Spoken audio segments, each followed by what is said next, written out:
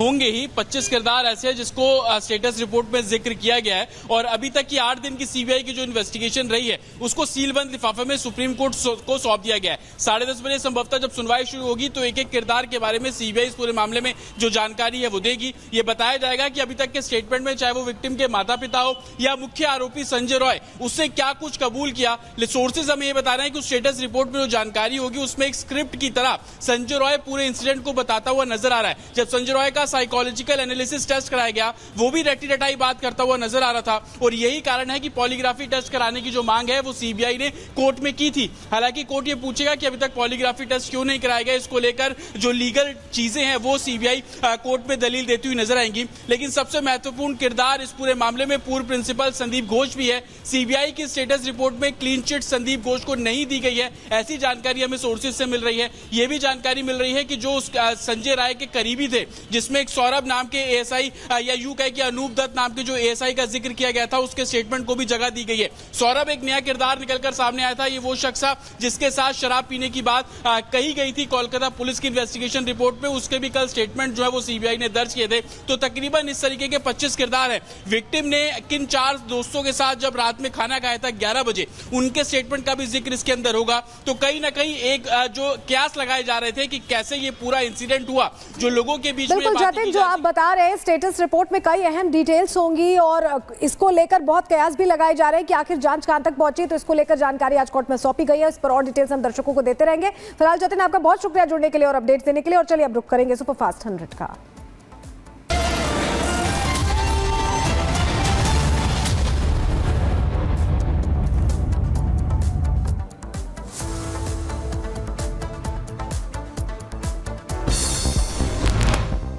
एएनजे की फ्लाइट में बम की खबर से मचा हड़कंप। तिरुवनंतपुरम एयरपोर्ट पर विमान को कराया गया खाली। तिरुवनंतपुरम एयरपोर्ट इमरजेंसी घोषित।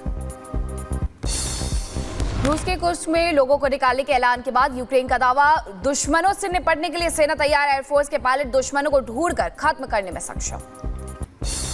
रूस और यूक्रेन के बीच फिर तेज हुए हमले। रूस ने यूक्रेनी सेना पर किया रॉकेट अटैक और हमले की तस्वीरें भी सामने आई। रूसी सेना ने नष्ट किए M777 होवित्जर। ड्रेनेब नदी के पास हथियार को किया गया नष्ट। तस्वीरें सामने आई। रूसी सेना ने कुसर के सीमावर्ती क्षेत्र में हमले किए और जनशक्ति और बख्तरबंद वाहनों को भी निशाना बनाया। हिजबुल्लाह के ठिकानों पर इजराइल का हमला। दक्षिणी लेबनान में हिजबुल्लाह के ठिकानों पर की गई air strike. IDF defence force ने जारी किया हमले का वीडियो। हिजबुल्लाह पर इजरायली सेना का पलटवार। आईडीएफ ने हिजबुल्लाह के कई ठिकानों पर जवाबी कार्रवाई की और लेबनान से ड्रोन हमले को दावा किया जा रहा है। कहा कि लेबनान से करीब 40 रॉकेट और ड्रोन दागे गए।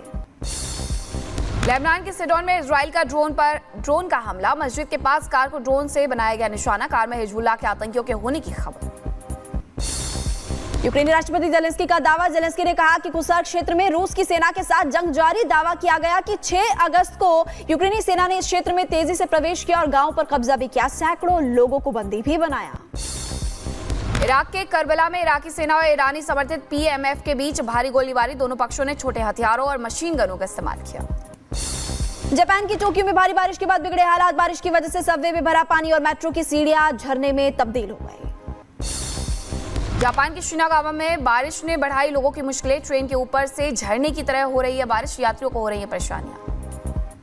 भारी बारिश की वजह से टोक्यो में शिंजुकू स्टेशन के बाहर मेनहोल में पानी जो है वो ओवरफ्लो हो गया। स्टेशन के बाहर पानी भरने से लोग परेशान हो गए।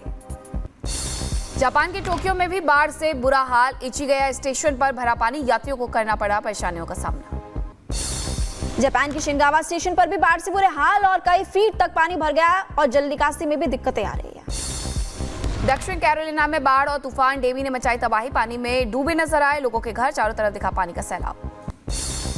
सऊदी अरब में बाढ़ का कहर। पानी में फंसी कई गाड़ियां। सभी को सुरक्षित बाहर निकाला। ईरान के वाज में बिगड़े हालात। तेज बारिश के बाद बाढ़ का कहर। स्थानीय लोगों को करना पड़ रहा है परेशानियों का सामना। कोलकाता के हत्याकांड पर आज सुप्रीम कोर्ट में सुनवाई और सीबीआई ने पेश की स्टेटस रिपोर्ट। मुख्य न्यायाधीश जस्टिस डीवाई चंद्रचूड़, जस्टिस जेबी पारदीवाला, जस्टिस मनोज मिश्रा की बेंच सुनवाई करेगी। कोलकाता हत्याकांड को लेकर मध्य प्रदेश के बुढ़ार में विरोध प्रदर्शन किया गया। साथ ही बेटियों की सुरक्षा की अपील भी की गई। लखीमपुर खीरी में निकाला गया कैंडल मार्च। बंगाल में ट्रेनी डॉक्टर उत्तराखंड में नर्स के साथ घटना पर नाराजगी जाहिर की गई। सुप्रीम कोर्ट के आदेश पर आज सीबीआई चीफ जस्टिस के समक्ष कोलकाता रेप केस के अभी तक की गई जांच की विस्तृत रिपोर्ट पेश की सुप्रीम कोर्ट में। आज सीबीआई बताएगी कि उनकी जांच कहां तक पहुंची। आजकर मेडिकल कॉलेज के प्रिंसिपल सुनीता पॉल को हटा दिया गया है। इसके अलावा एमएसवीपी को भी हटाया गया, चेस्ट मेडिसिन प्रमुख को भी यहां से हटाया गया और अब नए प्रिंसिपल की नियुक्ति की गई। कोलकाता की घटना के विरोध में आज बंगाल बीजेपी दोपहर 1 बजे स्वास्थ्य भवन का घेराव करेगी। बीजेपी नेता शुभेंदु अधिकारी इस प्रदर्शन में शामिल होंगे। कोलकाता की घटना को लेकर आज राज्य सरकार के कर्मचारी भी विरोध प्रदर्शन करेंगे। राज्य सरकार के कर्मचारियों का विशेष विरोध मार्च जो है 1:30 बजे स्वास्थ्य भवन और नव महाकरण में आयोजित किया जाएगा। कोलकाता की घटना के खिलाफ और इंसाफ की मांग को लेकर आज कोलकाता प्रेस क्लब में शाम 5 बजे प्रदर्शन होगा। कोलकाता प्रेस क्लब में मोमबत्ती जलाकर के विरोध प्रदर्शन किया जाएगा। कोलकाता कांड के पीड़ित परिवार से मिले बंगाल के राज्यपाल सीवी आनंद बोस गवर्नर से पीड़ित परिवार हर हाल में न्याय दिलाने की बात कहते हुए नजर आए। कोलकाता के आजगर मेडिकल कॉलेज की सुरक्षा सीआईएसएफ को सौंपी गई। सुप्रीम कोर्ट के आदेश के बाद आजगर मेडिकल कॉलेज की सुरक्षा सीआईएसएफ ने अपने हाथ में ली। पूर्व प्रिंसिपल संदीप घोष पर बहुत बड़ा खुलासा हुआ। आरजीकर अस्पताल के डेप्यूटी सुपरिंटेंडेंट संदीप घोष पर आपको बता दें कि लावारिस लाशों को बेचने के आरोप लगाते नजर आए। वहीं जम्मू कश्मीर विधानसभा चुनाव के लिए नाम तय करेगी बीजेपी। उम्मीदवारों का नाम आलाकमान को भेजा जाएगा। बीजेपी सीईसी की बैठक में नामों पर मोहर लगेगी। 30 से 40% से युवाओं को टिकट देगी बीजेपी। वक्फ विधेयक पर संसदीय समिति की आज होगी पहली बैठक। समिति के सदस्य अल्पसंख्यक मामलों और कानून एवं न्याय मंत्रालयों के प्रतिनिधियों के साथ भी मीटिंग करेंगे, बातचीत होगी। उत्तर प्रदेश में सीएम योगी के बयान पर सपा नेता आशीष का पलटवार। का चुनाव के परिणाम से हताश है पार्टी। उधर झारखंड की पूर्व सीएम चंपई सोरेन ने नई पार्टी बनाएंगे और चंपई ने कहा कि हम राजनीति से संन्यास नहीं लेने जा रहे हैं। हमने जो अध्याय शुरू किया है उसका चैप्टर बदलता रहेगा। महाराष्ट्र में मराठा आरक्षण को लेकर जारी विरोध प्रदर्शन के बीच एनसीपी प्रमुख शरद पवार की बढ़ाई गई सुरक्षा। केंद्र सरकार ने शरद पवार को दी Z+ सिक्योरिटी।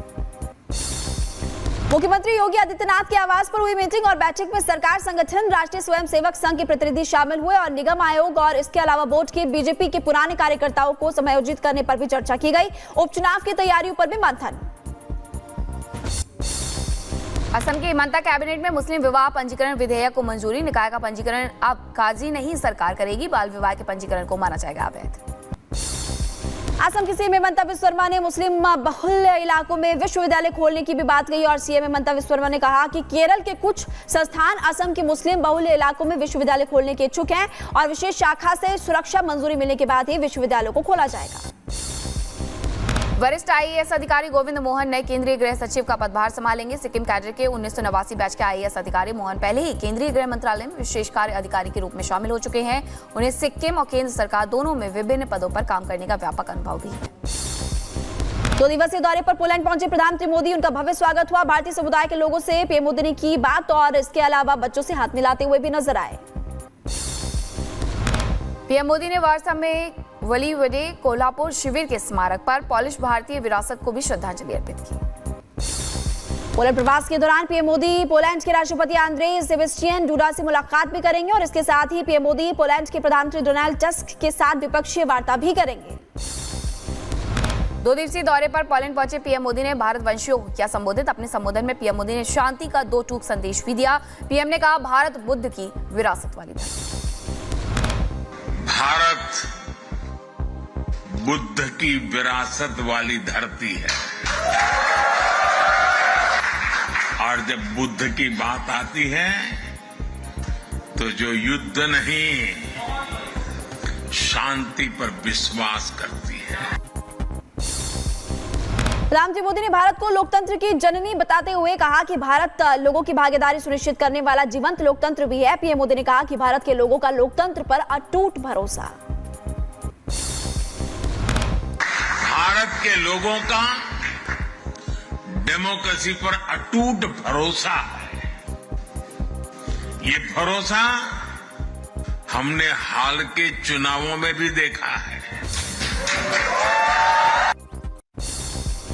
अपने संबोधन में पीएम मोदी ने कहा कि उन्होंने देश की जनता से वादा किया है कि भारत दुनिया की तीसरी सबसे बड़ी अर्थव्यवस्था बनकर रहेगा। पीएम मोदी ने पोलैंड में भारतीय समुदाय से कहा कि ये काम सरकार के तीसरे कार्यकाल में जरूर पूरा होगा। अब भारत दुनिया की तीसरी बड़ी इकोनॉमी बनने से ज्यादा दूर नहीं है।